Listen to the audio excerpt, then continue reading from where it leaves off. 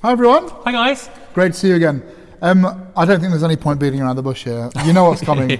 It's on the title. We want to talk about the next of our entries in the Art and Olfaction Awards. Not our entries. No, I mean the entries we're talking about. We haven't made an entry. Any perfumes. Maybe one day we will. Yeah. So this is Naples. This is Naples. Gallivant, isn't it? So this is unusually. So we've been exploring the finalists in the Art and Olfaction Awards 2020. No, what year is it? 2022, that's the one. And one of the things for us is there have been lots of houses and perfumers and brands that we've not heard of. Gallivant is a house we know and love. That we know and we've talked about. We certainly talked about Brooklyn. I've mentioned that in a list, and we talked about Tokyo, didn't we, and some others. Yeah, as well. I really like London. That leathery thing. But I think they have some really interesting things. It's like zoologist. It's it's a premise which will just run and run, won't it? Yeah. Because almost endless name of cities, and a new city this year, Milton Keynes. Yeah, I'm waiting for that. I've been waiting for a while. Milton Keynes, the next obvious release from Gallivant. So this is a nomination in the independent category. They do 30ml bottles, which I really like. 30ml at EDP is £65, or if you want a big one, 100ml is £145. So as with all pretty of reasonable, these, I would say. Yeah, and I really like the fact, for perfume collectors, they offer a 30ml bottle. That's always going to be the option I would go for. I've had these samples. I bought these samples online. I actually bought a couple, and I've already finished one. So here's one for Joe to try. I've had it for a few weeks. You're going to get Joe's first impression. So the perfumer for this is Luca Maffei, who is quite a prolific perfumer. He also did Amare for Carthusia, which is also a nomination in the independent category. He's done fragrances from Art and Parfum, Houbigon, Jacques Fat, Jules Mad, and Paris Monte Carlo. He's done a few, including the Taif Rose. Oh, I like that. Yeah, I know. That's a really nice one. So this is obviously a depiction of Naples, a place with a raucous pulsating spirit, a working port city with a noble and glorious past, salty sea air, the lingering warmth of the late afternoon sun, church candles, smoke, incense, blah, blah, blah, blah. So... interesting. Yeah, I said to Joe, the opening of this I really don't like at all. It's just not my taste. It's a pink, pepper, aquatic, blue, slightly cologne-y. It's really not my taste, and it's the kind of fragrance that if I picked up, I would put down. Yeah, I have to say it's interesting, but it's not quite my taste either. That said, I don't mind the pink pepper in this as much, because I normally don't like pink pepper. I don't mind that as much as I don't like the aquatic thing, because it's a genre of perfume I still, apart from a few things like Saint-Laurent and things like that, I struggle a little bit with aquatic, salty. So this definitely, it definitely starts very much in that direction. You're kind of blue, salty, sea, aquatic. There's a fair dose of incense. What I will say about if you're after a kind of like a bergamot forwards, slightly sea salty, freshy, then this start is a very good example of it. And the other thing I will say about it is it's, especially when I wore it on skin, it's quite thick, or maybe even dense. You expect those fragrances to be very light and airy, whereas this feels like it has a bit more substance to it. Do you know, actually, the more I smell it, the more I like it already. There's much more to this. That very first impression. Well, I will say about this, there's something different here. So I've said that I don't like the opening, and I don't, but the journey on this is very, very big, really quite big, and it goes quite a long way from where it starts, actually, which I think is really clever.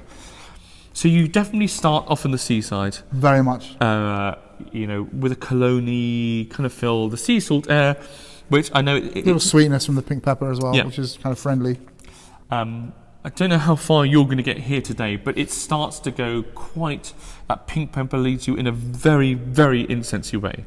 And within about 20 minutes, half an hour, it's almost become an out-and-out kind of incense. This kind of really Oda Barnum heavy frankincense. And I really feel, as the description mentioned, that you've gone from the seaside to the church. And I don't know if you quite get there, but I'm already though. The sort of initial sweet, sort of fizzy thing is taking a back seat. and I'm getting the more resinous thing. It's not quite there yet, but so hints already poking out. And it almost made me, it's a big, thick, heavy incense. It almost made me think of amouage fragrances like Epic Man, that's the most out and out kind of frankincense-y. Yeah. There was a bit of cardamom in this as well, which I love. I love cardamom, especially with incense. Just gives it a little lift, doesn't it?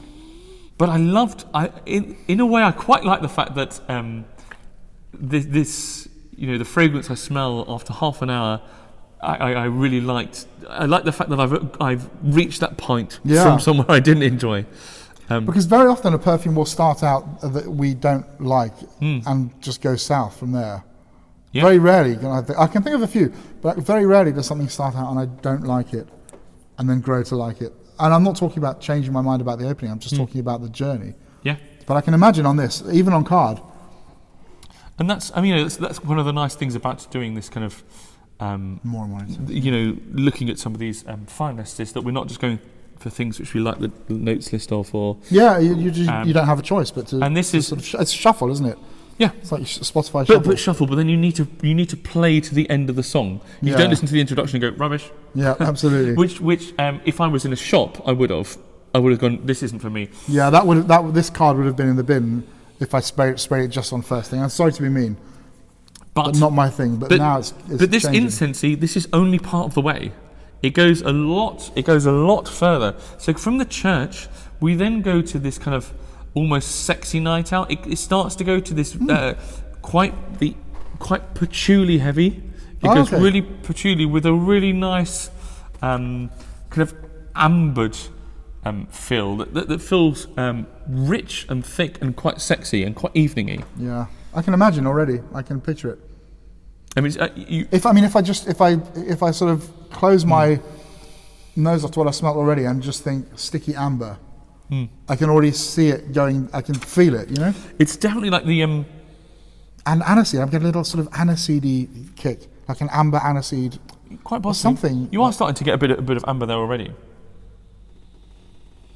That's actually quite appealing. I really enjoyed the mid and the dry down section for this, and I think it's really clever perfumery. Yeah, absolutely. To be able to do, it almost feels like you've got 3 chapters. I mean, chapters 2 and 3 segue more obviously, but the fact that 1 gets you to those others.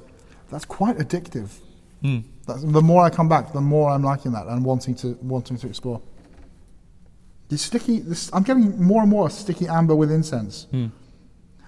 I have to. I mean, you're not going to change it, but for me, it doesn't need the big pink pepper thing at the beginning. If you can do that without, I don't know, but then I understand the story. I mean, it's taken you from this obvious part of the marine aquatic concept, isn't it? It's clever. It is clever, and it is really nice, and it's a lot of personality in there again. Yeah, and it's I think it's one of the things we found with all of the Gallivant fragrances. There's really I don't know if it's down to Nick Stewart, who kind of curates and is the creative director, if he's kind of very exacting, but everything is very elegantly put together. There's good storytelling, but they're always well put together fragrances.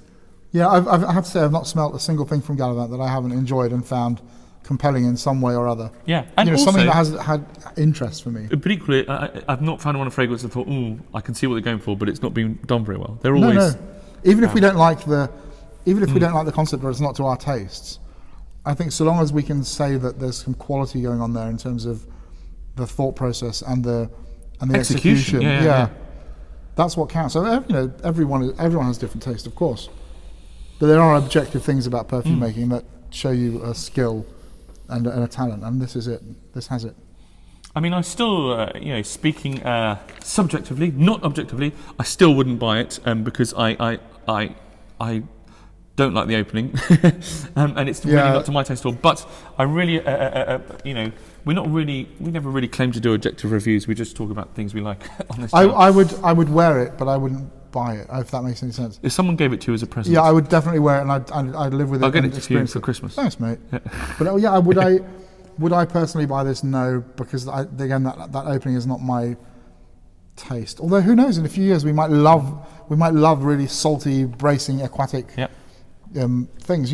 That's the beauty of this thing. The things change, don't they? But it's great perfumery and it's great storytelling. Yeah, it's really good. I like it a lot. What more can you ask for? That's it. So there we go. If you've tried it and if you have vastly differing